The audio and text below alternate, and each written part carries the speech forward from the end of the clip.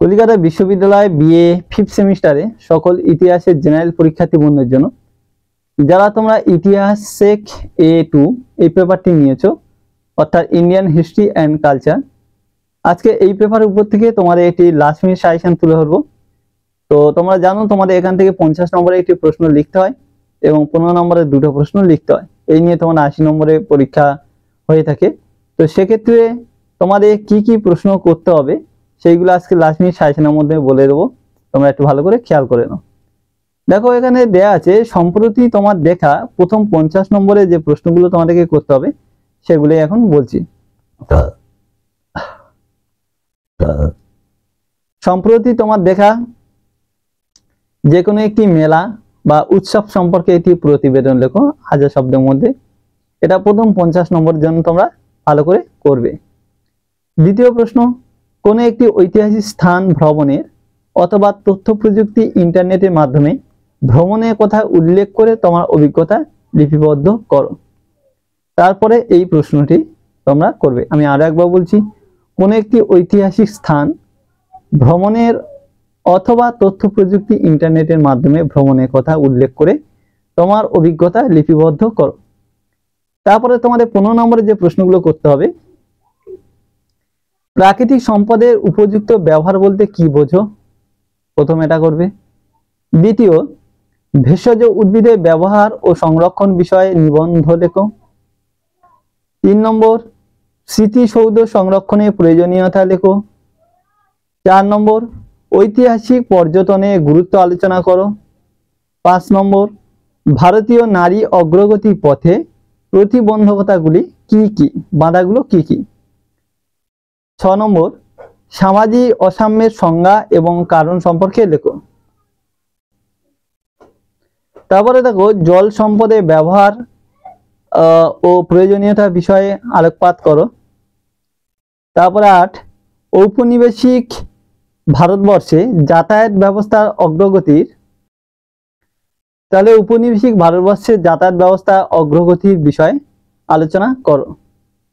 তারপরে প্রশ্ন, পরিবেশ সংরক্ষণের জন্য কি কি পদক্ষেপ নেওয়া উচিত বলে তুমি মনে করো।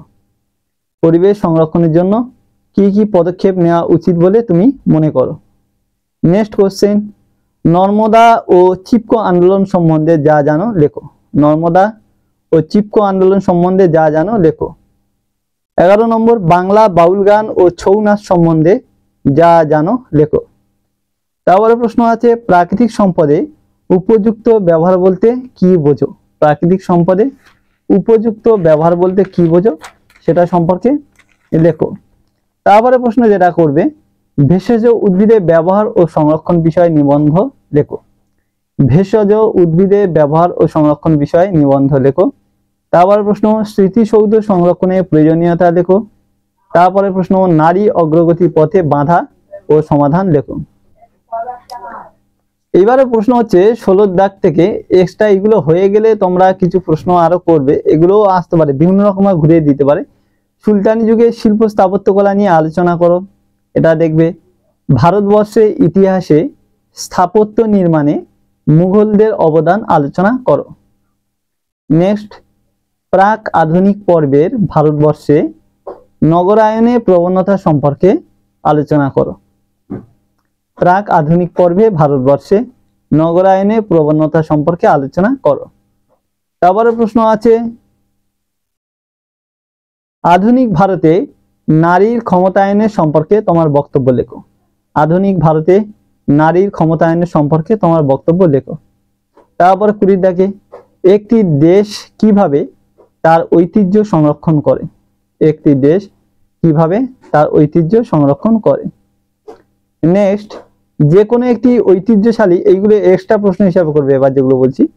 যে কোনো একটি ঐতিহ্যশালী স্মারক সম্পর্কে লেখো। প্রকাশ্য অনুষ্ঠান শিল্প কিভাবে জনসংযোগের মাধ্যম হিসাবে কাজ করে। প্রকাশ্য অনুষ্ঠান শিল্প কিভাবে জনসংযোগের মাধ্যম হিসাবে কাজ করে লেখো। তারপরে ভারতের সাংস্কৃতিক ঐতিহ্য সংরক্ষণের গুরুত্ব লেখো। তারপরে কিভাবে নগরায়ন ও বনসম্পদ সমান্তরালভাবে রক্ষা করা যায়। তো এই হচ্ছে তোমাদের ইতিহাসের সেক A2 উপর থেকে তোমাদের প্রশ্ন। তো এই প্রশ্নগুলো তোমরা ভালো করে করো, করলে আশা করছি তোমরা এখান থেকে সব কমন পেয়ে যাবে।